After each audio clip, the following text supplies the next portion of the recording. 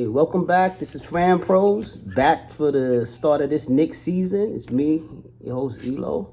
You know my son Josh. On the line, I'm gonna let him introduce himself, but I'm gonna let just Jason, but no further ado, Jason, tell him who you are. Let him know about everything, music, everything you got going on, bro. Well, you already know it's your boy J Thuro from the Brooklyn. You know what I'm saying? Rap artist from Brooklyn. There you go. You can catch my new music out now everywhere, running it up. You know, a sport enthusiast, a global traveler, fashionista. You know what I'm saying? A dog, foodie. Yeah. You already know what it is. Yeah. Good evening. That's right, J Thuro. I want you guys to look that name up, Google him, go on his Instagram, subscribe, check his music out.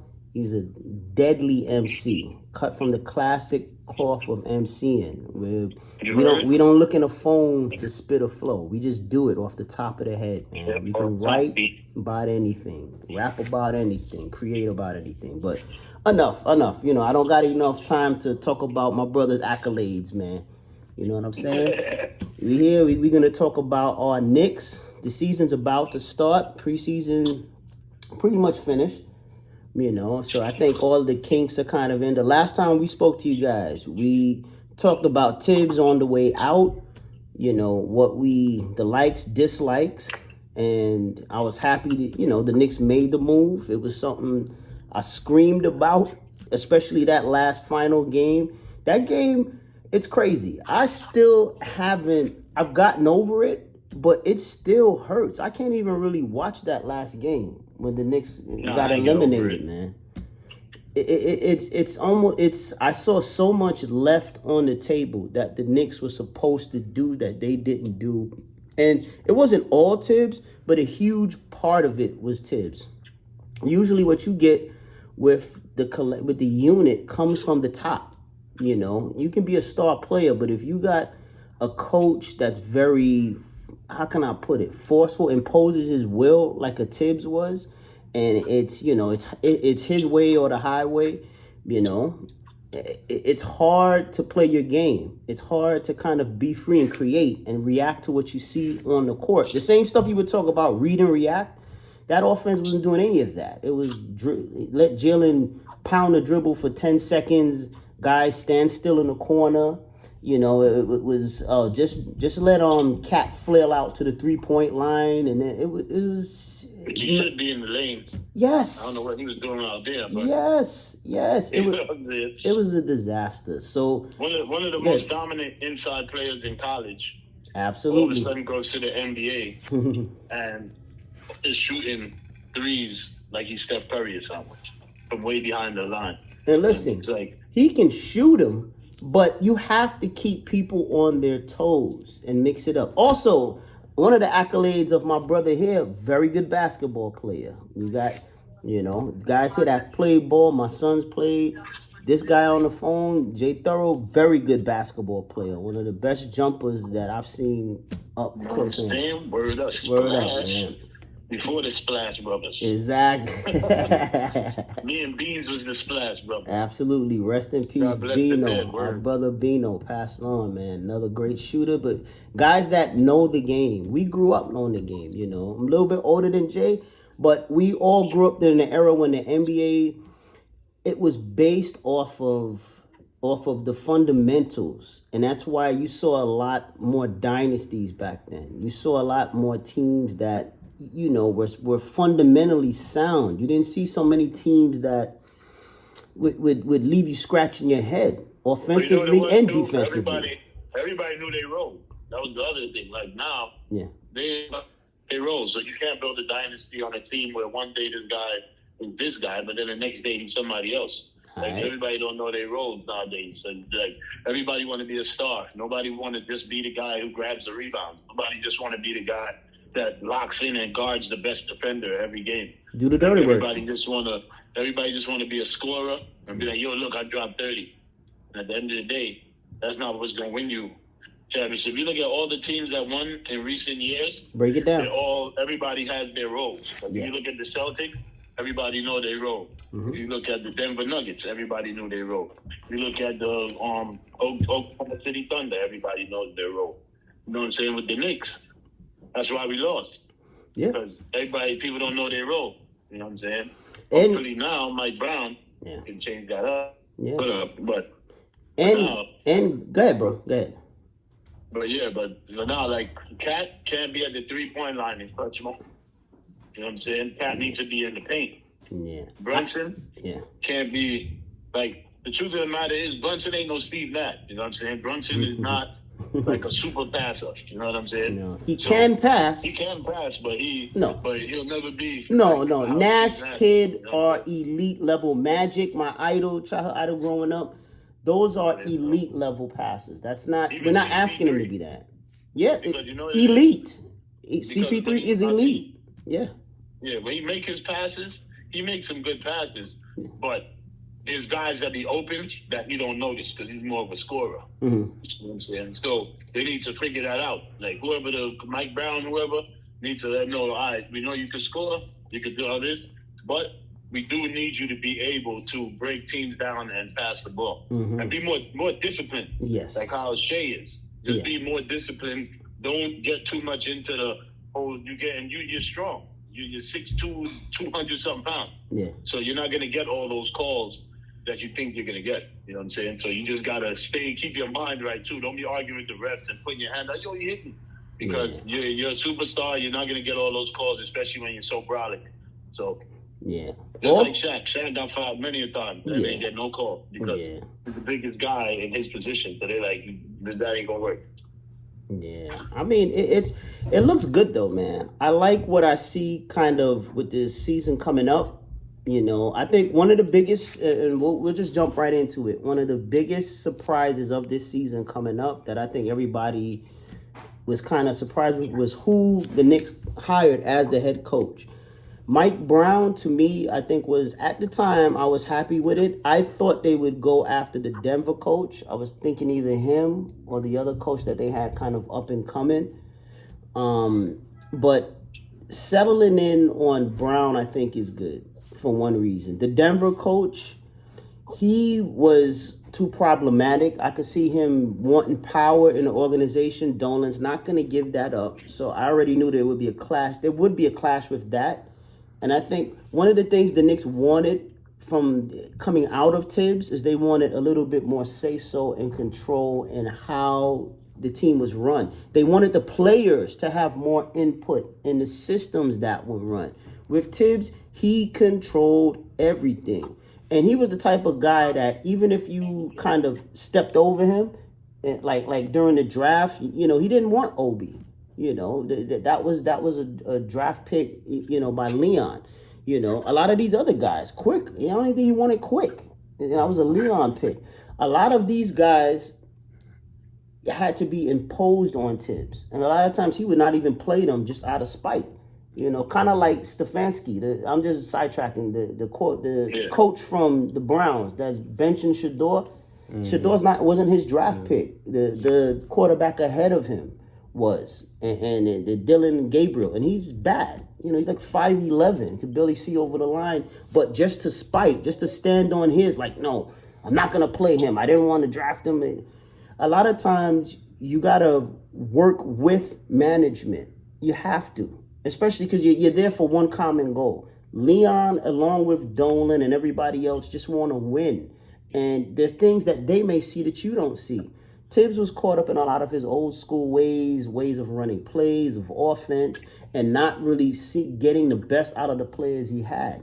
I think with and Brown... the main thing is not playing the bench. You've been playing in the season. But you can't do that if you don't... Bro, if you only see one way of playing and your line to the players on your team is always, well, just keep working hard, get ready, your time will come... Nobody wants to hear that when they're killing themselves every day, killing in practice, doing the best they can do, and they have a skill set that they can immediately bring to the game that can help win games, and you're just not playing them purposely because You want to give Jalen 50 minutes or 40 minutes or Towns. That's insane. Look at Derrick Rose, Jakeem Noah, and everybody who played under this guy. Yep. They all had career-ending injuries because they don't use his bench. That's what Ed said. That's what Ed said. With the Knicks. You saw Ed on the video earlier. The Knicks, right?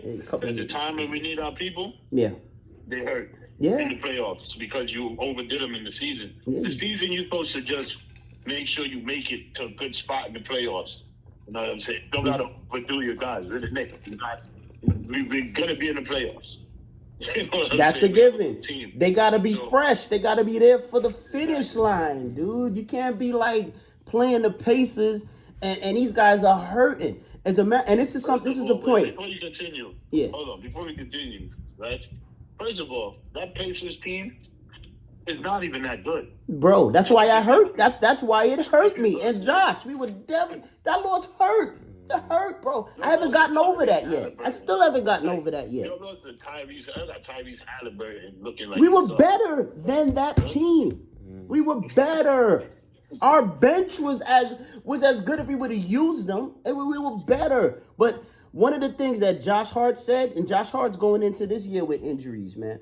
One of the things he said was that he was tired with that whole playoff run in this year. He was worn down. A lot of those injuries are no doubt from the amount of minutes that Tibbs would play these guys, man.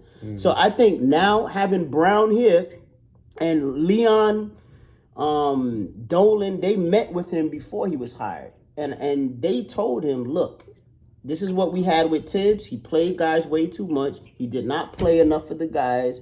He was rigid in his offensive schemes and his defensive schemes. And we had absolutely no input at all. We don't want that going forward with any head coach going forward with this organization for now. And under this Leon Rose regime. Can you abide by those things? If you cool with all of that and you can fit with that and with that program, then we're good. If not, you got to go. Next candidate.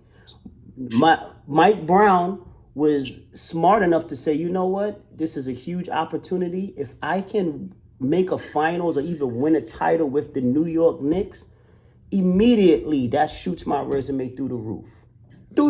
Immediately. You look at what that did for Pat Riley. I remember when Pat Riley left the Lakers and that was the next thing. I said this in a couple videos a couple months ago.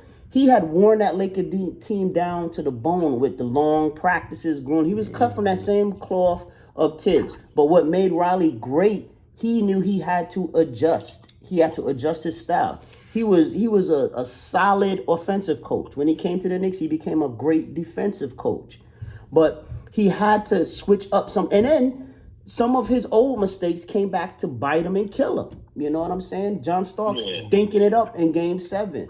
Rolando Blackman on the bench, ready to come in. But his stubbornness cost us a title, man. And so that man keep chewing. Yeah, man. So it's you want a coach that is applicable, a coach that can work with you, a coach that's not going to be hard-headed and my way. You want a team player because it's going to take the top to the bottom, the owner, management, the coach, the players to win that title. It's not done by one coach. It's not done by one player, this man. Year, we do need more of Cat on the inside. I think Cat will, though, because Brown was talking about that early in those press conferences, bro. And I think he got the message from up top, man. We want this guy. And this, I'm going to just say this, and then, Josh, you go. Oh, but real quick, though. Yeah. We can't have Cat inside, and then it's always Josh Hart playing power forward. I understand he grabs rebounds and all that stuff, but it can't be that's the only time Cat is inside. They got to figure out, and they got to figure out something with one of our other tall players that could probably step out and have Cat the inside. Well, funny you said Mitchell Robinson and Cat on the court. Mitchell Robinson is they can play 4-on-5 offense if that happens. Right. Because well, Mitchell Robinson only can score on the inside. So funny you should say that. I think that's going to be the starting lineup. You're probably going to see Brunson, Mikal Bridges, OG, Cat, and Mitch. I think it'll be good, but I think he's still going to run plays for Cat in the post. That's going to be a given. He had already said that, alluded to that, man. Good. So you don't need all that. Dribble off the dribble threes. I don't know what. You mix it up. Steph Curry. You mix it up, bro. You mix it up, man. Variety is the spice of life. Mix it up. Mix your bag up, man. You score better. People just think Jordan had that turnaround. No, Jordan had a lot of different moves, man. Stop and goes. Jordan. He would have that little pivot step, jab step. He did a lot of different things. But you know how you know Jordan had a lot of moves? Break it down. People don't even realize that fadeaways and that post move later in his career. Later in his career. Second championship. Absolutely. He got older. Couldn't do it anymore. Couldn't explode. Yep. People don't know that, bro. That's the youngsters, though. Yeah, the youngsters see that. The youngsters see the Jordan highlights from that 3-peat with Rodman. Young Jordan, not only, he wasn't just athletic dunking. He had a post move, but he didn't need to use it as much. He was very smart player. Yep. The dribble. Yep. He was doing his thing. And a great mid-range shooter. The mid-range jump shot is the staple for every great shooter and scorer in NBA history. There is not an NBA scorer in history that doesn't have that little mid-range jumper. Even the centers had to have that back in the day, man. D'Lo. What was Kobe's main shot? Oh man, the mid-range. Yeah. What was Dwayne Wade's main shot? Absolutely mid-range. He's not a great 3-point shooter. What is Shea's main shot? Yeah, got better 3-point shooting, but not a great one. Mid-range. Yeah, but what is his main? He go. All these people, this is what people got to realize. Yes. I hope everybody here and understand what we talk about when we say this, right? You know what I'm saying? There's only one Steph Curry. I've not seen another Steph Curry. Please, I preach it enough. Go ahead, bro. Everybody tries. And then piggyback off this, Josh. All these people try. But if you go look at their percentage, field goal and three, don't just look at the 3-point percentage. Look at the field goal percentage, too. Because you know, which suffers because of that. When you see somebody shooting, say, 42% from 3, but then their field goal percentage is 39 or 42. Basura. Then you know what that means? That they are taking mad jump shots and not taking the good shots. See, Steph, what people don't realize with Steph is Steph actually breaks down the team and goes to the basket too. And they don't. All they see is the step back 3. They also don't see Steph Curry is one of the probably the greatest player all time moving without the ball. Before him, I would put Reggie Miller there. The best that I've ever seen do it. Steph Curry, one of the greatest players at moving without the basketball. And a lot of his threes come off of what? Moving without the ball. Absolutely. Off the dribble. Not the highlight, stop and just shoot from half court. No. He does that after he hit about 3-4. Yes, loosen the defense up. Because now he knows he's on fire. Now, again, a mental game. Yep. See, this is a public service announcement to you AAU ballers out there and you youngsters balling coming up, 9th grade, 8th grade to 9th grade. Listen, or even younger. Listen, the fundamentals, a sharp, solid mid-range jumper. You should be able to dribble the ball up to the free throw line. Stop at the drop of the dime, take a midi, hit it. You should be able to read a defense, recognize the cutter, and get him the basketball instead of trying to shoot with 2 guys on you. You should be able to know what is a smart 3-pointer to take. But go ahead, Josh. You jump in here. Right. Jump in here, Josh. To piggyback on that, and to bring someone else inside the conversation, I think that's a big reason why you haven't seen Anthony Edwards get to that level of success yet. Yeah. Because everybody talks about how this season he changed his game to where he was one of the top 3-point shooters last season, and how he added that to his game and he learned from Steph during the Olympics and stuff. But I think that's a big complaint everybody has with his game, that he has no post-up game, no in-between mid-range game. Very good. And that's the reason why these teams are able to still hold him to some of his lowest points and be able to guard him well, because he doesn't have that in-between game to make him a 3-level scorer like that. He only has like that 3-point shot that he developed and like at the rim finishing. And another thing, like we were talking about with Steph, how he comes off the handoffs and stuff.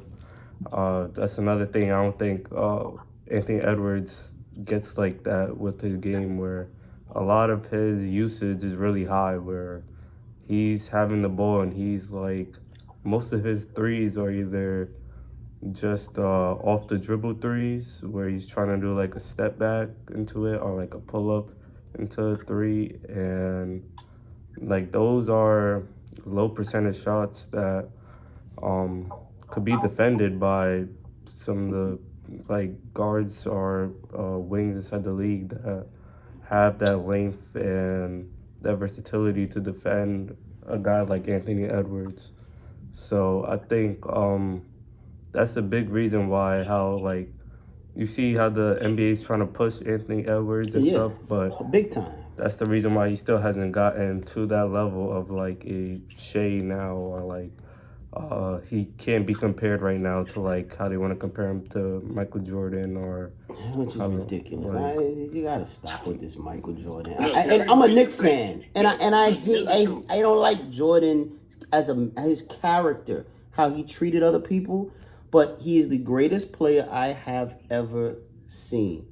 The one solace that Knicks fans can take over the years of pain through the 80s and the 90s, we got beat by the best. We got beat by the greatest player I've ever seen, and we got beat by the greatest center and power forward I've ever seen with Akeem Olajuwon and the great Tim Duncan. All three are all world, once in a generational type players. So, yeah, we didn't lose you know what I'm saying? Like, but stop comparing. What do you think? All right, you're part of this younger generation, and I know we're veering off, but this is important. I like this conversation. What do you think, Joshua, as a youngster coming up in this era? You know, you're a grown man, young man now. What do you think about your generation constantly comparing like LeBron to Jordan and then Anthony Edwards? Oh, Anthony Edwards was the fastest player to get to here. He did it quicker than Jordan. All of this. What do you think about that? Or like, how do you feel about that, bro? I think like it's not accurate, and then I think it's like not realistic to compare them, and it's not comparable because one is different eras, and then also it's just like the players now, it's like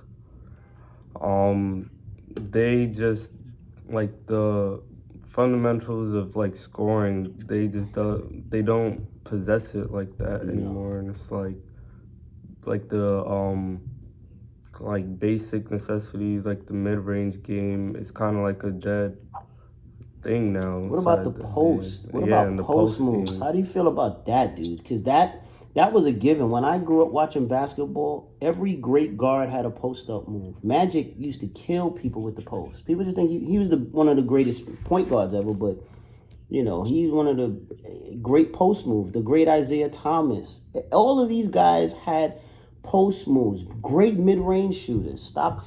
And if they had a weakness like Magic, when he came in as a rookie, his outside shot was his weakness. He worked all summer on that, each summer, till he got better, and then that became a weapon. With Isaiah, it was just Isaiah had everything. It was just him getting a better team around him, and he did that, and learning how to be a scorer when it was necessary, So they had the fundamentals of that stuff, but post moves was a given. The biggest scorers in the game had a post move. I think as a guard, you should want to have that. It's the easiest way to score. I would say besides the Celtics and the Warriors, if you look at every team that won the championship over these past however 20 years, they all had somebody who had a post game. Except for those two teams. That's why people always run into this three-pointer and shooting all day, but don't realize that the team that actually won in the past 20 years are the teams who actually have post game and don't shoot threes like that. So there's only the Warriors and the Celtics that shoot threes all day that won. Look at OKC. How many threes you see them boys shooting? Look at the Denver Nuggets. You ain't see them shooting tons of threes? Yeah. You know what I'm saying? Yeah, they man. shot threes, but they didn't have a goal of, we have to shoot this many threes. Exactly. Like, when did that become a thing? Like Anthony Edwards. Yeah. They told Anthony, to touch on that, I wanted to say something on that. Go ahead, Anthony Edwards, right? Anthony Edwards can have a mid-range game. But there's the problem right there. They sent him to train with Steph Curry. Why would you send somebody who's 6'4", who can drive to the basket and score to go train with a three-point shooter? You're making his game actually worse. You should have sent him to train with somebody who. Then obviously Kobe's not around. Yes. But like you could set him to go train with if Kevin Durant don't mind, send him to train with Kevin Durant, or send him to train with Paul Pierce. I would probably say Paul Pierce. Paul Pierce would be good. Ray Allen is somebody for him to kind of learn from. A guy that can shoot it, but was a great driver to the basket, great athletic player, could break a defense down. You want to, as a shooting guard, you need to have more ways to score than anybody else on that team, in that starting five. That needs to be your mindset. Hence the name shooting guard. Your game needs to be spread out, so when you need to pass, you need to be able to do that. A little bit above, but make no mistake about it. Your job is to score. And the game of basketball, defenses adapt. So you have to have as many ways possible to keep them off balance. That means a post game. That means a mid-range. That means a stop and start again. That means hezi. That means a give and go. A three-pointer. The reason the post moves, I've always loved post moves since I was a kid, since Kareem, and then Elijah was the greatest post player I've ever seen. I used to rewind his tapes and just study and try to take it to the court or whatever, man, when I was playing. Yeah, man. And in the post, off of either pivot, bro, you got about 4 to 6 different types of shots you can do. That, and you combine that all together, that's like 10 to 16 different looks on either leg, on either side. Like, why would you, and chances are you got a high percentage, if you're good enough, of baiting someone with a pump fake or whatever, of drawing a foul versus taking a step back three where all I really got to do is just put my hand up. You know, and that's one of the most difficult shots in the game, though. Oh my gosh! And these guys take it. It's not like why do y'all? Everybody's not James Harden. Everybody's not Steph Curry. Like everybody got to realize that. Like, stop trying to do these things. Play your game. You know what I'm saying? Figure out what your game is and play your game, and you'll get the victory. Like, Brunson don't shoot all them threes. No, he doesn't, man. You know what I'm saying? And when he open, he hit them though. He shoot 40-some%. You know why?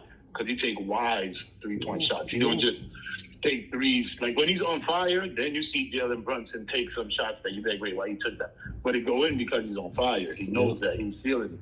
But as far as just coming up there and shoot, like, where's the big man that, is in, that's why I give people like Sabonis, Domantas Sabonis, and certain people props. Great power forward. Excellent passer. Now, if they put a proper team, if they put, say if he was playing with Anthony Edwards and these guys, then I think they will go further. Well, they'd have He should have been on the Knicks with us. Yeah. The cat. Yeah, bro, man. Bro, I'd put him at center and let Cat stay at power forward, man. Because you talking about one of the best big men facilitators in the game, Sabonis, man. But that's it go to me, all of it ties into just, what's the component with Sabonis? European player. Jokic, European player. Shea, European player. These are players that are being taught, and overseas, international players, I say, that are being taught the fundamentals of the game.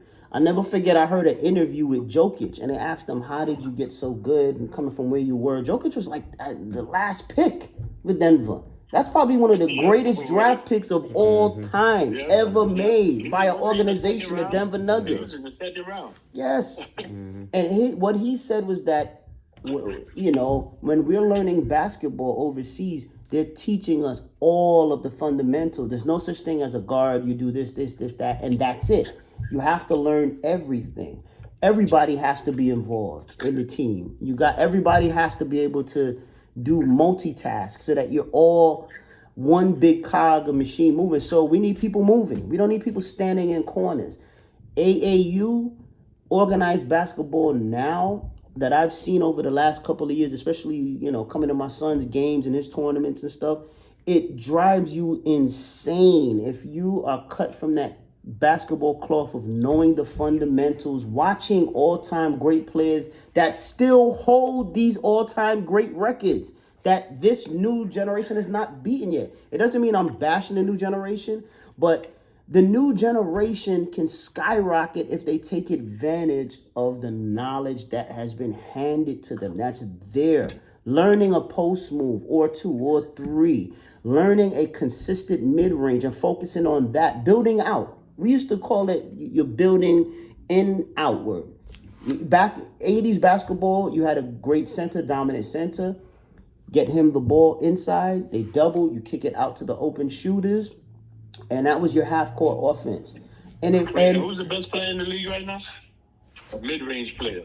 Yes, it's high percentage shots. That's why 80, and this is the funny thing, 80s basketball had some of the highest scores ever with rules that, unlike now, that didn't hinder that the rules now unleash the offensive player. The rules then, man, you could get beat up, hit coming down, you had to draw blood to get a technical, man. Now, if you even tap them, that's a tech easy. So the rules were changed from Jordan onward to make it easier for the offensive player to score, especially the star player, which I like it. But also it shows the greatness of the 80s guys, that the Magics, the Birds, Jordan, who came up under that, Dominique Wilkins, who never gets credit. He's gotten his flowers recently, and I've been happy to see it. Those guys, the Barkleys, these like phenomenal players that came up where you were hit every time you came down that lane. It taught you toughness, and you had to change your bag up. You couldn't come down the same way. You had to kind of create different types of moves, all of that, man. You have to have the total package. Maybe you want to stop and hit the mid-range before you hit the center. You will learn how to pass. I want to, just from what I've seen, I think, and it's carried over into the NBA, connecting it back to Anthony Edwards. Anthony Edwards was not only a highly touted recruit, he was an AAU product, AAU baby, man. And you see a lot of it translate sometimes in the games with these guys coming out now, where it's all about me, the pass, the very few assists, a whole bunch of threes, alienate teammates. Teammates get miserable and then playing with them, and like Trey. That's why you had all that. The Trey and the what's my guy's name, man, from Houston, the guard. Jalen Green. No, the defensive. He's retired now. He had a beef with Trae Young. And he's a great defensive guard. Dad, I can't believe I'm blanking now. Ooh, man. He played with Houston Rockets. He's a veteran, and he played with the Clippers. Pat Beverly. Thank you. This is why you have a host to help you out. It's a lot of basketball in his mind, man. You talking like decades, man. But when Pat Bev was kind of going back and forth with him, one of the things he said on his rebuttal was that a lot of his teammates don't like playing with him because they feel they don't want to be with a point guard that just stops and shoots like long half-court threes and all that. They want to be more involved. Now, listen, he averages a lot of assists, so it's also kind of like, he does get the assist numbers, but a lot of what's accounted for as assists now is if you just like pass the ball and someone hits like a prayer shot, that's considered an assist. When we grew up, in order for an assist to count, like the guy had to catch it and score immediately. They're letting guys kind of pass. I will say one thing real quick. He can pass. He definitely gets real good assists, but here's the problem. Within those passes, the 28 shots that you took and only hit 10. The percentage is bad. Because why are you shooting so many shots, but you got other people on your team that can score? It's like stop shooting. You don't realize that's like John Starks in the finals, but he does it every game. God. Why you bring it? Man. That's why he ends up with 25 points. Oh, the pain. I can score 25 points in the NBA if I take 25 shots or 30 shots in the game. Yeah, man. The pain, man. That Jay brought up John Starks. Damn, dog. Yo, man. I just got some more. Love you, Starks. I just got some bad flashbacks, bro. I remember watching that. That was the worst thing ever. That's the most painful Knicks loss I think I've ever experienced. Was that loss? We were supposed to win. Yeah. We were better than that team. Yeah, man. We shot ourselves out of our championship, man. Yeah, man. That one, oof. I couldn't even watch. I recorded the game on VHS, and I couldn't even watch it for 2 weeks. I was so nervous watching that game. I went out with, my girlfriend at the time and went on a date, and I just wanted my mind off of it. Best dates we ever had, and just wonderful. I even played ball in the park, man. She was watching me just cook, and it was just wonderful all the way around. Came home, and that's when I knew that they lost because my neighborhood was as quiet. You could hear like a pin drop. It looked like one of those old Wile E. Coyote cartoons where you see the tumbleweed rolling and the wind blowing and it's just mad quiet. And we were lit like every night for the Knicks. And when I came on, I said, oh no. And then when I put it on, I just put my head in the pillow and I was like, oh. Let's see if we remember the other heartbreaking one. Mm-hmm. When Pat should have just kept his hand turned the direction it was. And for the finger roll. Finger roll. And then the finger roll. Like Everybody goes to that. What was that? That was bad, but they shouldn't have been in that position. I think they gave away. It was a combination of the two things. Game one was not only they gave it away because the Knicks nemesis was always free throws. They never could hit free throws to save their life, dude. And a majority of these games they would have won easy. Even the Bulls game where with the block from behind and Charles Smith by Pippen, we would have won that game if we would have just hit our free throws. But I'm gonna transition it to this team. The reason I like this team has a bunch of really good free throw shooters. Guys that can get to the paint and guys that can make it on the line. Cat, that's one of the things I do love about Cat. He's not perfect, but he's a career 80-something% free throw shooter for a power forward / center. That is phenomenal. You would die for that. Shaq would die for that. But you know what would be even better? Yeah. If he play inside, he go to the damn free throw line. Yeah, but that's what Brown wants to do. This is what I'm saying, bro. It's all connected. This is what Brown wants to do, man. I liked Brown's press conference. I liked his enthusiasm. I liked the fact that, listen, Tibbs would joke with reporters, but here and there, I think Brown is a lot more jovial with the reporters. I like that because you need them kind of on your side a little bit. It's New York. You need every little advantage counts. I like the fact that he's met with the players. I like the runs. I like everything that I've heard from Mike Brown so far. Now, and again, he wasn't my original choice, but I did mention him as a choice for the Knicks. So in the end, I'm kind of glad with who they got. So, we'll see what happens, man. I think he's had success. He's been to the playoffs. He's been with teams. He's been on a championship team with Golden State. He coached LeBron. LeBron ain't no bigger headache than LeBron. LeBron is demanding. So to deal with him and you can have a modicum of success and stuff and just, I think we'll be fine.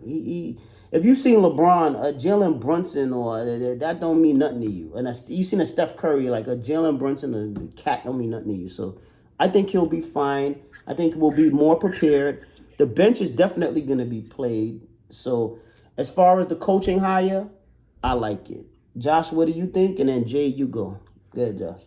Yeah, I agree. I think, like you said, Mike Brown wasn't my first pick either. It was Mike Malone with the Nuggets, but I think they made the right decision in picking Mike Brown. I feel like one thing that puts Mike Brown over Mike Malone for me is the fact that he's done, I would say, more in my opinion, with less of a great team. Like Mike Malone, he had Nikola Jokic on his team, and like when you have a player of that caliber on your team, there's not crazy amount of coaching that needs to be done with a Nikola Jokic that has the passing vision and the scoring IQ and the passing IQ and just overall offensive threat and offensive weaponry that Nikola Jokic has.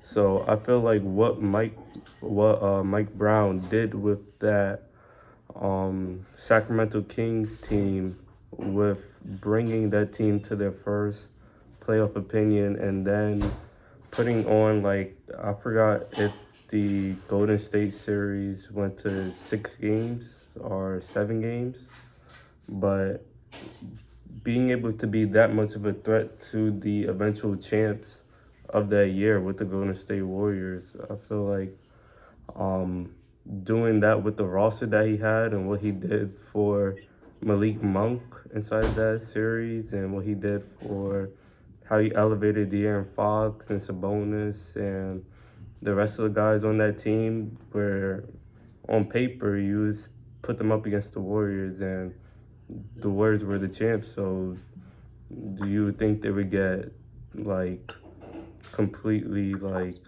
obliterated inside that series? But instead, they ended up taking them to either 6 or 7 games, which was very competitive. Which I feel like that shows the true talent of a coach when they're able to take less and show something that's above their projected ceiling. So Yeah, man, overachieve, man. Listen, Riley took us to we became title contenders the minute he landed in New York. So that's the mark of a solid coach, man. You know, Jay, what do you think about the Mike Brown hiring, bro? Your word. Obviously, Mike Brown wasn't my first pick. Me neither. You know what I'm saying? There was definitely Mike Malone. You know Mike Malone is who I was thinking. I was like blanking on his name. I said it in the previous video. You look like your brother, man. I wanted Greg to be the coach. You know what I'm saying? Yo, you do look like my big brother. Every time I saw him, I was like, yo, look, Greg coaching the NBA team. Yo, English Mike Malone, man, with an English accent, man.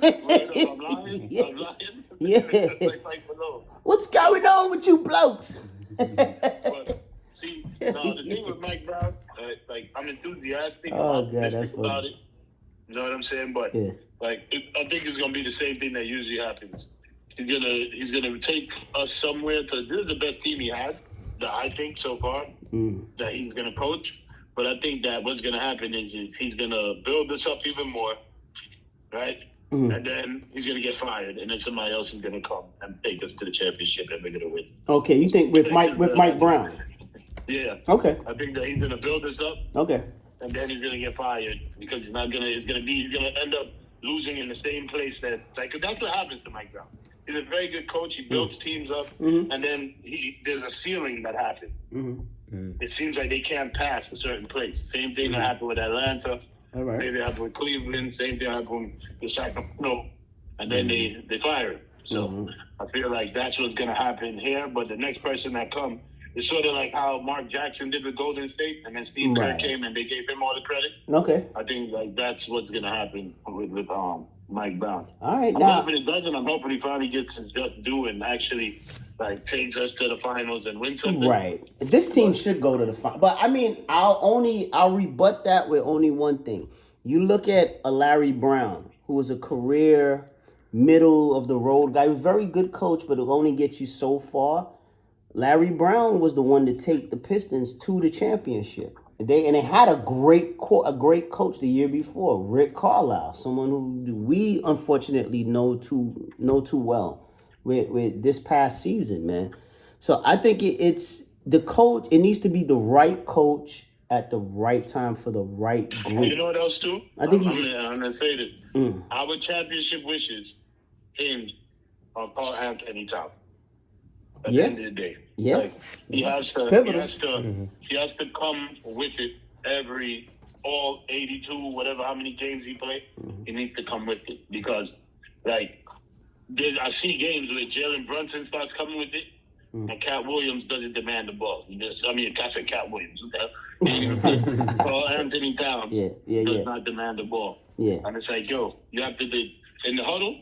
There comes a point where I don't care if you're Jalen Brunson.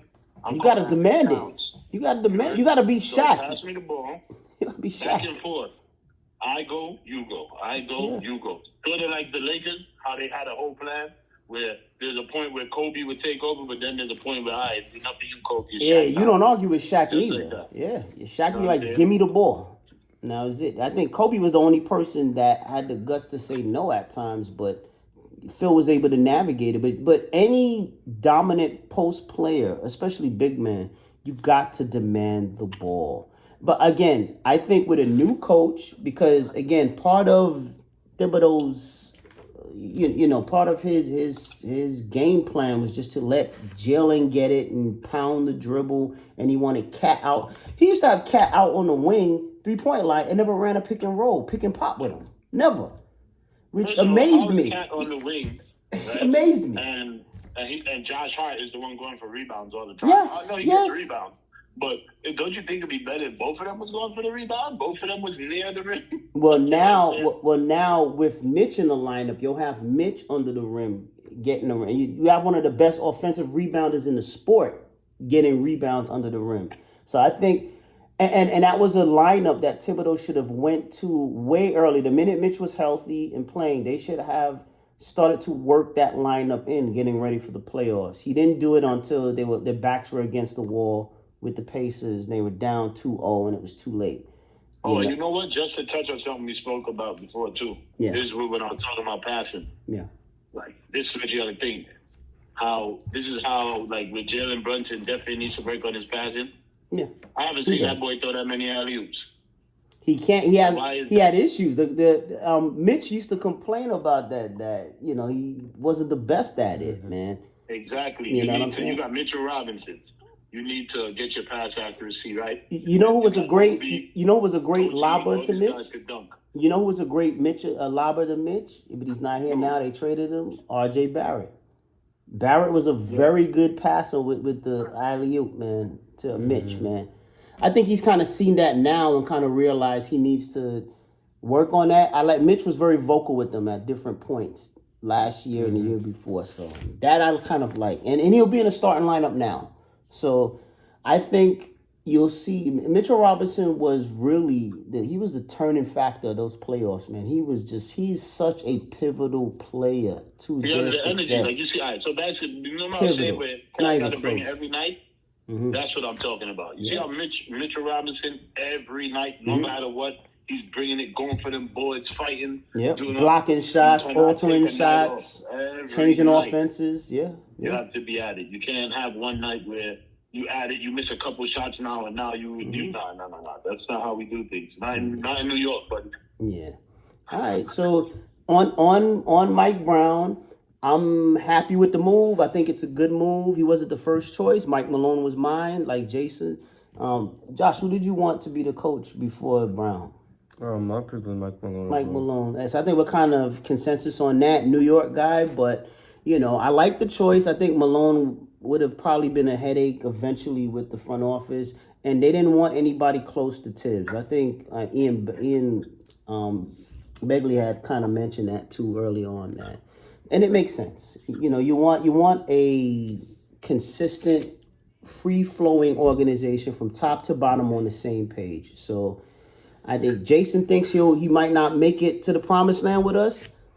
I think he will. I actually think the Knicks have a shot. Don't quote me. I'm not gonna put money down on it. You know what I'm saying? It's basketball and it's politics behind just the actual ball going in the hoop. It's a whole lot of other behind the scenes things. So don't quote me on that. But do I think they can win it if everything falls right? Absolutely. This team is built to win a championship. This is the window. We're in the window now. It's not about next year or no. This is the window. That's why they made the moves, and we're going to transition to that. Hold up. Before I do that, though, and Josh, what do you think of Brown? Do you think Brown will take us to a title, or are you with Jay? You think he'll be fired and someone else will come in to do it? I think that he definitely has the opportunity and chance to. I don't feel like he's like I don't doubt that he can. It's just like I think throughout the season we'll get more of an idea of like how he matches up against some of the top other teams inside the league, right? And other Cleveland, contenders like Orlando. Cleveland, Orlando. But I think just first impressions, I think like definitely could do it. I think. Yeah, I like him. He's loose. He seems like he's vibing with the players.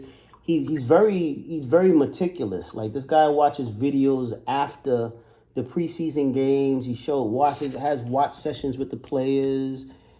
So I like that. I like a coach that's involved, detailed, and has a plan. He wants them to play fast. I like that. So real. So I like that part of it, man. Mm-hmm. We transition now to the offseason moves that they made, bro. Mm-hmm. They picked up Jordan Clarkson, Yabasheli. Mm-hmm. And we had Malcolm Brogdon. He just recently shocked basketball world and the Knicks Nation and retired. Mm-hmm. So he retired? Yeah, mm-hmm. look, Jason even yo, bro, yeah. This guy retired. He said that I'll start it off. Me personally, watching the preseason games, and we'll start with Brogdon. Brogdon, I thought, was the perfect signing for them. Because the point of emphasis has been that they wanted somebody to back up Jalen so that he's not logging like 40 minutes like Tibbs had him doing. He's not wearing down. We looked at Ben Simmons, who I thought Ben Simmons' head is just not there. And he ended up rejecting the Knicks, which is fine. No. Ben Simmons. That's like picking up them old players like we did back in the day. Ben Simmons was one of those things I was like, thanks, no thanks. Don't do me no favors, man. No offensive game to speak of, and I'm good on that. We can get a guy to play defense that can hit a shot. So that was cool, man. And then I think we had him. Brogdon was a name brought up. It was so. There was a market out there. Russell Westbrook, who that was my dream if they could have got him. I love Russ to this day. He needs to be in New York. Yeah. Russ is one of the great, not only the great point guards of his generation, but one of the greatest point guards all time. Russell Westbrook, competitor. You don't need to ask him to show up for a game. Beyond a shadow of a doubt, he's going to give you his all. Period. Yeah, show up on the practice game, man. You tell them down. Like, yo, bro. Yeah, exactly, man. You talk about master point guard. So, that's somebody, but I get it. Russ ended up signing with the Kings. It's close to home. He's from California. So, I no shade, no none of that. So, getting Brogdon, I was like, all right, perfect. Brogdon can handle the rock. I was thinking about Brogdon on the Celtics. So I'm like, this guy off the bench, he can handle the rock. He knows how to run an offense. He knows he's been in the playoffs. He's been in clutch moments.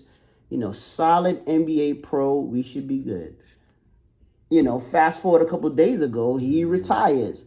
And watching the games, when I was watching the games, I watched the very first game they had against the Sixers, where Kelly Oubre just ripped him with ease. He didn't even try to. And then kind of watching the games where Brogdon was slow to react. He was slow on offense. His shots looked kind of crazy. The best shots he had was the threes that he would take, because that would be kind of wide open.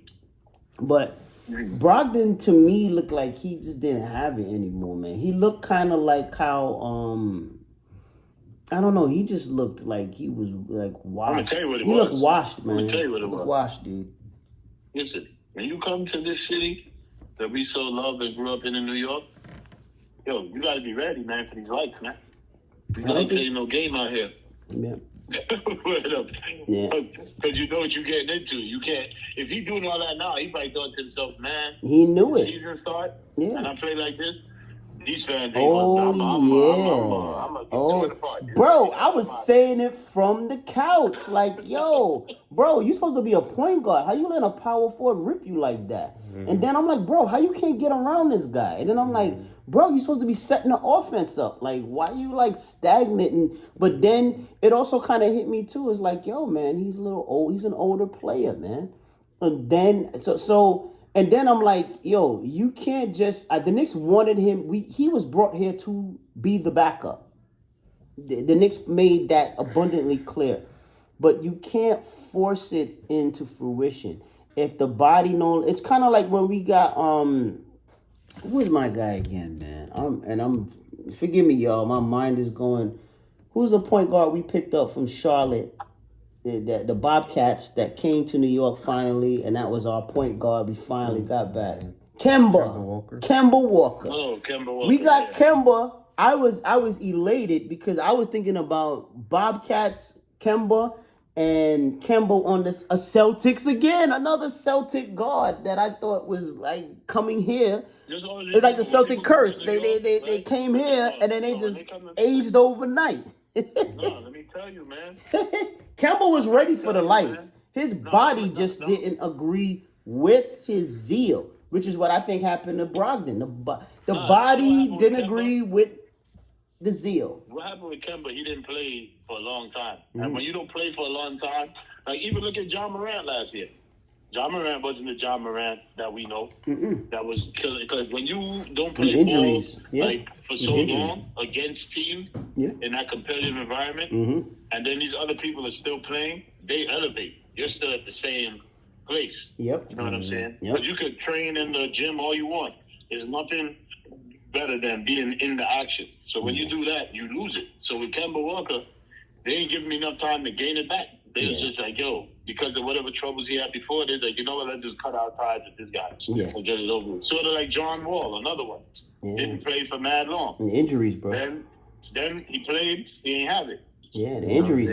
Your body, man. Everybody can't be Kevin Durant or like some of these guys, Jordan and certain people that came back, or Kobe. Yeah, or LeBron. These are the fountain of youth guys. The guys that are still able to play at a high level older.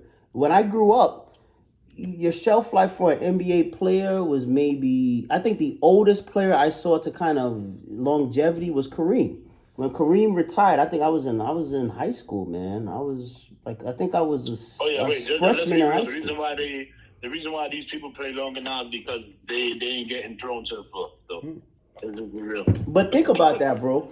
Kareem was one of, and this is the crazy thing about Kareem. People look at like the 80s, and I know I'm sidetracking. I just want to touch this real point just for longevity, because we're kind of in a conversation of that, and Brogdon, his longevity career, and Kemba, etc. Kareem in those 80s finals was already an older player. People act like that was like the prime Kareem. No, the prime Kareem was in the 70s, and when he in the late 70s, early 80s, like 79, 80. Those were MVP Kareem, man. This guy was just still a great player who had a tremendous IQ and one of the most unstoppable shots in the history of the sport, the skyhook, man. You know, and he just had great footwork, fundamentals. He could pass out the post. He's able to do a bunch of different things, which is coming back to what we have been talking about for this most of this conversation, man. Just kind of a public service announcement, fundamentals.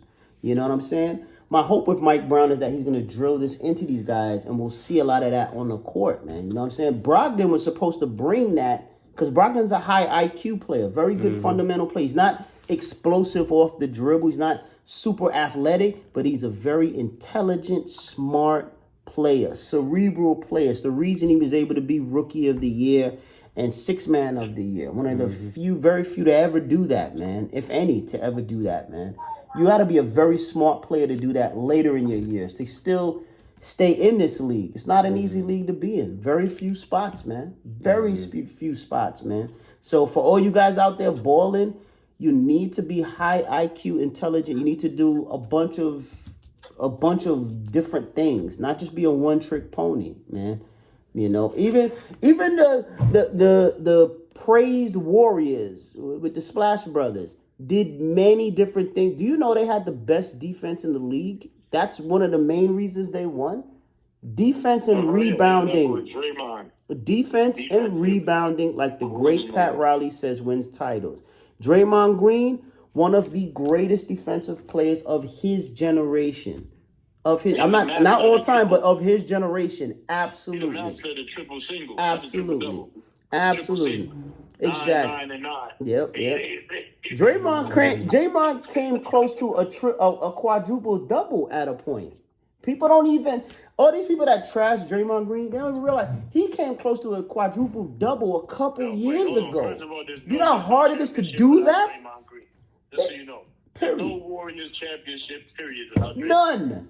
And how about AJ? How about this? The championship, the game with that LeBron's Cavs won with Kyrie on it. The MVP of that series, of that championship series, would have been Draymond Green had the Warriors won. He played that great. He played better than Steph. This guy had like 30-something points in a game. Clutch a game. They couldn't do anything with Draymond Green. So just for those out there that hate on Green, I know Green can be a troll and all of that, but if you love basketball and IQ, just smartness, clutch play, you a player like that is phenomenal. And a guy that wasn't highly touted coming out, man. But yeah, he was a second round or late first round too. Yeah, but those are the type of picks that help you win titles. Not wasting around in the draft, but hitting that, doing your scouting, doing your research on that player, man. Those are the type of moves that win you. And listen, came up under is the Mark Jackson. Mark Jackson, man. But anyway, I believe so. That's what he needs. Just so you know. I think that's what Jalen Brunson needs. What? No, actually my first choice was Jason Kidd, but they couldn't get Jason Kidd. Kidd was another guy that I heard later on they were bandying about, and I liked it because it's Kidd. You know you're getting basketball IQ off the top. And you're getting a guy that, if he's not the second best point guard all time, he's the third or the fourth. I mean, it's very top five for sure. It's not even a debate. Not even a debate with Jason Kidd. Because I feel like that's what Jalen Brunson needs. A point guard as a coach. And he coached them before. They could really. And he coached them. But with the Dallas. In the shadow of because he was more so training Doncic. Yes. You know what I'm saying? Luka Doncic. Well, I mean, listen, Luka's Luka, but I told one of my son's cousin the other day, because he didn't know this. I was like, yo, he just knew about Brunson hitting the Knicks. I said, no. I watched Brunson when he was with the Mavs, and how Brunson played anytime Luka was not on the floor. He ate. He got everybody involved. He was a threat. I mean, I was amazed by him. And then when they hit the playoffs, man, it was a wrap, man. What he did to Devin Mitchell. Yeah, Donovan Mitchell. That first round when Donovan Mitchell was with Utah, he dominated that. He dominated those two games in Utah. So Brunson was already ready for the stage. I don't think any three of us ever imagined he would be the player he is now. Or he would have that type of a meet. I knew he would be good. I didn't know he would be this good. He has been phenomenal. I knew he would be good. Not this good. As far as scoring. No, I knew that. I knew he could do it, but to do it with the lights on you of MSG, to do it with this type of fan base, like this ain't Dallas. This ain't Dallas, bro. Man. This is the creme de la creme. And don't forget, you're used to it. Villanova fans ain't sweet. Yeah. You know what I'm saying? Yeah, man. I know a lot of Villanova fans are from New York. Are Knicks fans and Mets fans and stuff like that. So he already, you know what I'm saying? That's why the pressure don't bother them too much. Him, Josh Hart. Yeah. I think his dad, too. His dad, too, kind of, because he's been in the Garden with his dad, man. Being a part of the old team and stuff. So I knew he would be good, but bro, not like we forget some of the stuff he's done in the playoffs the last 3 years, bro. He has been phenomenal. Bro, he's had like legendary moments in the playoffs. To do that in New York the organization that suffered for years. I mean, he has been phenomenal, man.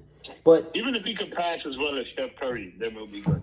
Yeah, yeah. He just needs to. Well, give him time. Give him time, bro. IQ up. Yeah, I give him time. He's looked good in the offseason as a point guard passing.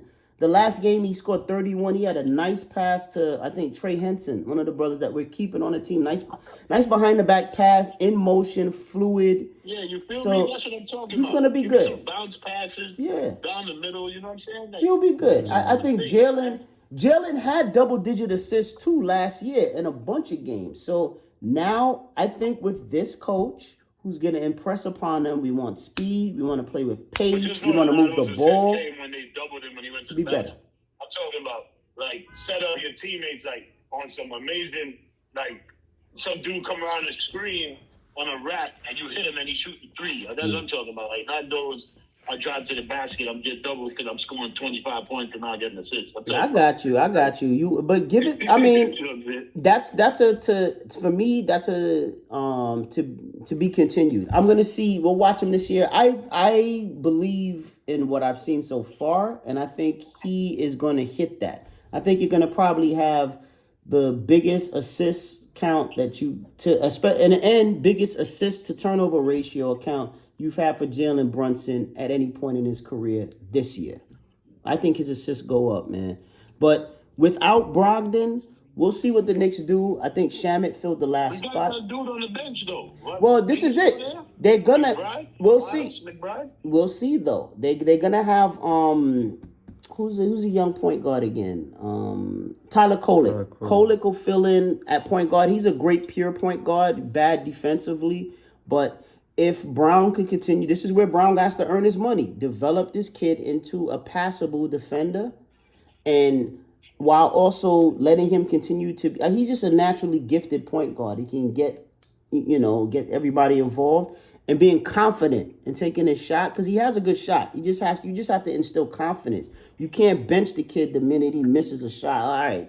Like Tibbs would have done. All right, you're not going to see the light of day for another 2 months. 2 months. It's going to take Jalen being out for you to come back in. No. I think with Brown will help build the confidence of Kolek. Kolek had a very good game in preseason where he was scoring and passing, so I think you'll see a lot of that stuff. So I'm confident with these backup guys, him and McBride. McBride is McBride. McBride is going to be clutch. He's like a Mitch. You don't win championships without these type of guys. Period. So he's gonna get more minutes now. Oh yeah, listen, man. Yo, the first playoff game. Remember that, Josh? Mm-hmm. McBride was beasting out the gate. Mm-hmm. Out the gate. No, bro. He was killing. I think it's to the point the reporters brought it up to Brown, and Brown was like, yeah, I'm very impressed with what I see with him. He just that. That's what you're talking about. That's what you're talking about. In the playoffs last year. Oh no! No, man. The Tibbs era is over. Well, Josh, the Tibbs era is over. Do one more time. The Tibbs era is over. We talking about Brown now, bro. All of that you nailed to the bench. If you make a mistake, is done. All of that. Well, just stay prepared and you'll be prepared and just stay prepared. Nah, bro. Everybody touching that rock. So when we get there, we gonna be there. All right. His career is over though. His coaching career is over. Yeah, man. This NBA is not tolerating that type of stuff. He was able to do it because of the success. He changed our culture and brought winning in. But you're not gonna sustain that. The players will be worn down by the time you get to the second round, or even if you get to the finals, you finish your toast. Your heart said that. In not so many words, man, that the injuries are a result of him being used ridiculously. Bridges complained mid-season about it last year. So this is a Brown era now. So I think this team has a very good shot to make it to the finals, man. I think they will be the team representing the East in the finals. I believe that. So the bench-wise, I think without Brogdon, we'll see what Kolek and McBride can do, this is going to show the mettle of Brown. And if he can develop and prepare Kolek and get him ready to seize hold of the opportunity he has, man. You know, Shamet made the last, and Shamet was a player that we signed in the offseason along with Brogdon. And they were supposed to battle it out for the last spot. Brogdon ended up bowing out. They had the other player that was a very good shooter. I forgot his name. But they dropped him, and then they ended up keeping Shamet. But I knew if it came down to that guy that they brought in, the shooter, and they're going to choose Shamet. Shamet knows the system. He knows the players. He's come up big in the playoffs. That's a given. The only real contention to Shamet in that last spot was Brogdon. And Brogdon looked at the tape. He probably had talks. Brown said, I didn't know anything about it, but I think he kind of knew. The guys knew. The last thing you want to be is a guy collecting a check and you know you're hurting the team and you not you being counted on to be out there. It's not like PJ Tucker where he just rode the bench and you knew he was gonna do that for the check and be that mental, be that coach rah-rah. You gonna be out there in key minutes, back in jail and playing like that. Nah, I can't do that to my boys. I can't let that be my legacy, man. Yeah, man. I was there to collect a check, sit on the bench. Yeah. But he was good. Bro, he filled his role good, bro. He got guys energized. That's cool. But they weren't asking PJ Tucker to come out, you're gonna back up Tron Anthony Towns or OG. Nah, G, you stay on that bench, G. Chili from there, get us going from there, G. We don't want you. If we relying on you in key moments, we cooked. We done, Can you imagine that a few years ago, he used to be one of the guys to lock people up? Yeah, KD. He didn't lock KD up, but he used to give KD fits. Yeah. But he was one of them defensive guys he used to talk Absolutely. about. 3 and D. Yeah. Yeah. So yeah, for the backup point guard, I think they should do it within. I want to see what Kolek does. We'll see though, because they also have rumblings, and I'm gonna ask y'all too what y'all think about it. They have rumblings about them signing Spencer Dinwiddie, seeing if they could fit him in. I don't think they have enough money to do it, but that was kind of put out there. What do you guys think of that? Both of you. I would take Dinwiddie in a heartbeat. I would too. Even though him and the Knicks got a love-hate, I would take a that's a point guard. Listen, that's a point guard. That I know, right? And a gamer. That is bringing it every night. And he's gonna bring that energy too. Like he bring that energy to the court. Like he score a basket, he's screaming, he's doing all the stuff that's gonna make the team hype. You know what I'm saying? And make the garden hype, bro. That's what we about, man. Yeah. Yeah, I'll take him like right now. Like put him, Jordan Clarkson. That's another one that I'm glad they picked him up. Yes. Well, we gonna get to him. We told him, Jay. We gonna get to him. I just want to hear what you guys got to think about the Dinwiddie as a backup point guard. Get him. Get Dinwiddie. What you think? What you think? What you think, Josh? Yeah, I'm same way. Yeah, Spencer Dinwiddie, he's a vet. He knows how to play the point guard position. Yeah. Done it for many teams. Came big in big key moments for many teams. So, and he showed up, and like you say, he brings the energy. So yeah, get and he'll break you down. He'll break you down off the dribble, the splash, and one in your face. Yeah, and he can score. Bro, he can score. He can break a defense down. He's clutch. He knows how to play in playoff situations. I don't think they have enough money to do it. So it was, you know how they throw rumors about like, oh, Giannis was going to be traded here. That's another one. And we'll just touch on that quickly and then get to the other pickups. Giannis. I don't want Giannis if it means 70% of the team is gone. Because then who are you going to fill in those spots, man? OKC won because of their depth. Not just because they have an MVP caliber player, but it's because of their depth. We were beaten because the Hall of Fame coach uses depth. Our maybe Hall of Fame coach chose not to. You need depth to win titles. You got to hit teams with waves. That's how you do it, man. That's how you do it, man. So would I have been in favor of that? It depends what they gave up. I would have given up Cat, McBride, some picks. I mean, but if you're talking about Cat and OG and Mikhail and then the picks, it's like no, absolutely not, man, absolutely not. And I know, and it felt good to hear an all-time great Hall of Fame first ballot player want to be with us, who's still putting up brilliant numbers. It felt good as a Knicks fan. We've gone through a lot for years with being a scourge of the NBA, the laughing stock of media and the like. You know, it felt good because you're talking about one of the greatest organizations and fan bases in the world. So it felt good to see a great player like that wanting to play for us.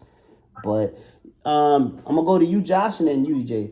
Josh, what did you think about the rumors of Giannis wanting to play for the Knicks and trying to force a trade and, you know, just Knicks getting the price you would pay to get Giannis? When I first heard about it, like you said, it sounded good. It sounded like if they can make it happen, then that all means, I mean, if it's not giving up, like you said, 70% of the team, if it's not something that's going to wipe the entire, depth of the team and the entire, identity of what the team has, then at the end of the day, to be honest, you know, you want to, he's an all-time great player. You want to all-time great. Try to get him, but like they said like they said inside the reports, like they couldn't work anything out to where it would be something feasible to do, and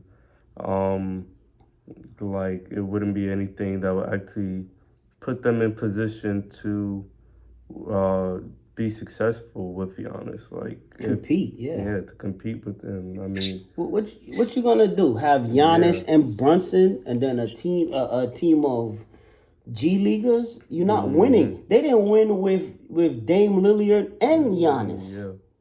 Yeah. How you think you? I mean, it's like but I digress. Go ahead, bro. Yeah, you land your point. Piggyback on that point, that would just put us inside the same situation that Milwaukee is in right now. So, and then what's the point of having him on the team if we're not going to compete for the championship and we cannot match up to the other teams inside the East? We get smoked by OKC. Could you imagine Brunson and Giannis and a bunch of G Leaguers going against OKC? We would get ran out the building. The team we have now is deep enough that we can be formidable to them. But that's it, bro. Jay, what do you think about the Knicks rumors to get Giannis? Did you hear about it, bro? Over the summer. Yeah, I did. I remember that. What do you think, bro? Give your points, bro. I would have took him if we didn't have to get rid of Cat or Brunson. We would have to keep, because there's no way that I would get rid of, I would get rid of Karl Anthony Towns to pick up Giannis Antetokounmpo. Because now you're basically going to lose mad people for him, and now you lose a shooter, which we know the Knicks, to me, I don't think they got, consistent shooters. Great point. Except for them two, Brunson and Great point. Yep. So it's like, whoa, so you're gonna bring this guy that's just gonna drive? Guess what? Guess who else drives? Jalen Brunson. So, exactly. So now you're just clogging up everything. Brunson's Great not gonna point. be able to do that. Yep. You know what I'm saying? Great and point. And then Giannis is gonna be, so that ain't gonna work. Now that paint gonna be that paint gonna be. Say Josh Hart. Or you need Drano for that paint, man. You'll have to get rid of one of them with a whole bunch of other people in draft picks. Then I would do that. But you can't get rid of the whole core. Get rid of 2-3 people from the core and get Exactly. And then we'd just be a worse team. Yo, and you know what, bro? That's like such a mid 2010 move. Everybody saw the Miami Heat with Dwayne Wade re-signing, and then them. You know how much salary they got so that they could bring in Bosh and then LeBron? The reason that team won was because they were able to get a whole lot of veteran exceptions to sign on. The Mike Millers, the Shane Battier. These were high IQ, great players that knew their roles, man. That's not normal to do that. That's why that was only really done with that team like that. You know what I'm saying? You know what really happened, though? And you got to draft great. And you got to be bad and then draft great to do that. Go ahead, bro. But what really happened is LeBron, with that whole concoction, right, took away the top 2 contending teams against him. Mm-hmm. That's why. Exactly. Yeah. Boss was good. Boss was good. And was a top 5 team, Toronto, in the East. And Miami was the top team in the East. Along with Cleveland. And then y'all just went over, and nobody else could really compete in the East. Yeah, and bro, they did it when they were young. You know, normally back then. Yeah, normally back then you took the big deal when you had a chance. You know what I mean? With them, they took a lot less, but they were able again to get the team filled out, because that would be the problem. That would be the dilemma the Knicks would have. It would be, how are you going to fill the team out now around Giannis and Brunson, who are going to command astronomical salaries? How are you going to fill that out around there, man? The Heat were able to do it by getting guys to agree to like veteran exceptions that normally wouldn't be doing that.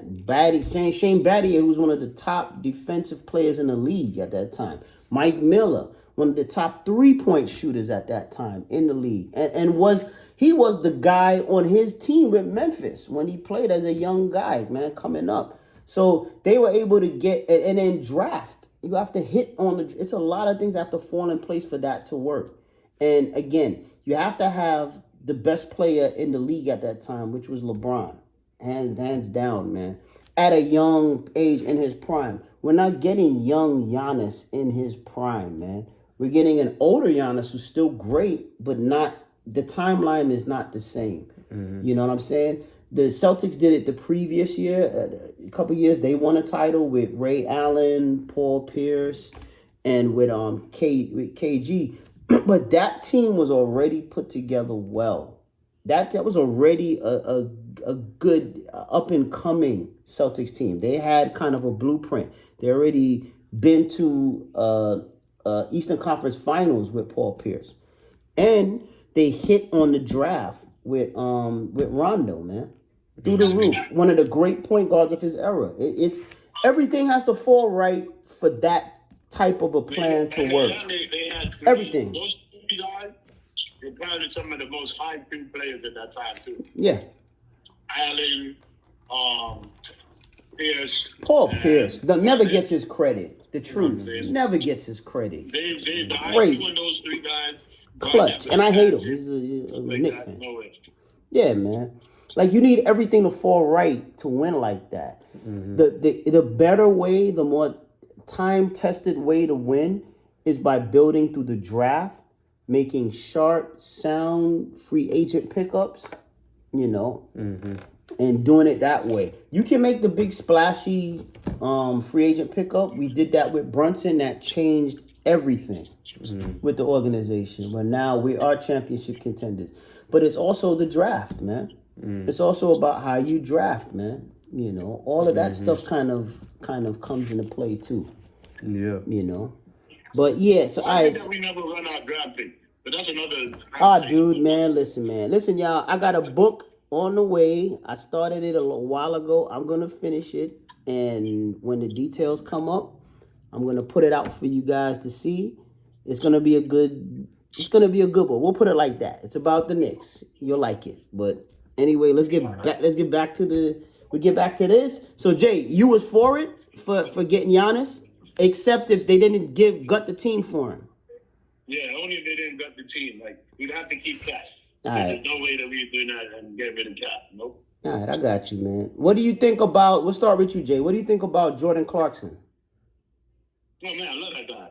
I love him from Utah, and I love him on the Knicks. I feel like what we was missing on the bench, he's gonna bring the scoring that we missed on the bench. You know what I'm saying? Because he has no fear. None. He's sort of like Kyle Kuzma with the no fear. I'm just out here. I'm doing whatever I feel like doing. Yeah. And if you like it, you like it. If you don't, you don't. Bro, What you think, Josh? What you think about Jordan Clarkson? Jordan Clarkson, yeah, I'm high on him right now. I think his, but yeah, like what he's gonna bring to the bench is just that extra, fuel that the bench needs, that extra, scoring to keep them, in the games where the Brunson minutes, when Brunson is not on the court, or when Cat is not on the court. I feel like he could, provide scoring in those minutes and uh, bring like a good bring some good facilitating and scoring for the bench. So Yeah. I like it. I think that, and I'm going to piggyback what you said, Josh, because that's very important. Along with Kolick and Josh Hart and McBride helping with facilitating, passing, being that backup, that kind of gangbusters as a backup point guard to Jalen, so he's not playing as much minutes and is worn down as he was. I think that Jordan Clarkson can pass and facilitate.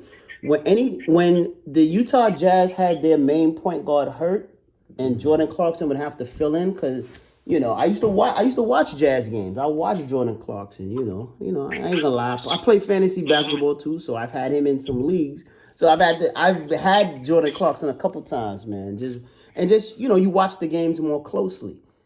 There were games Clarkson had double-digit assists. There were games Clarkson was able to run the offense, not just shoot a gazillion shots like everybody just pegging him to be, but he also can facilitate, man. So I think that you have him in a pinch, or if you need him as a backup point, he can do that. So I thought that's what they got him for. Well, they got him to be a scorer. They need somebody to create a shot off that bench. Because Tibbs hadn't been using those guys, they were still dead. And when he did give them time to play in a key situation, these guys were struggling. I think Shamet was the one guy that was able to kind of get it going. And Miles here or there. You need steady every game bench minutes from your bench. You don't need like 1 minute. You don't need like 3 minutes, a DMP, 9 minutes. You need steady minutes each game to get that flow going. Clarkson will demand minutes. Period. Even if Tibbs was still here, Clarkson, he would give Tibbs hell. He's vocal. I like that. I like a guy that, closed mouth, don't get fed. You gotta talk, you gotta say something. So I think Clarkson is gonna go for his shot. He's gonna hit his shot. I think he's a very good 3-point shooter, very good creator off the basket, off the dribble. I think he passes the ball well, so he can be that emergency facilitator, and he's clutch. I've seen. Nobody can bully him either. Nope. I've seen him throw his hands. Yeah, he just up New York Alley, man. I see him throw. Once you could throw those things, and I see you could, what I'm saying? You got a little fight to. I like that. That's a Knick. That's a Knick type player. That's New York type player, man. So he's gonna fit right in. So we all three are unified on a great signing. The last one we touch on is I don't want to butcher your name, my brother. You're part of our family now. Yabusele. Jurcell Yabusele. The first name, I think I got the last name. I got Yabusele good.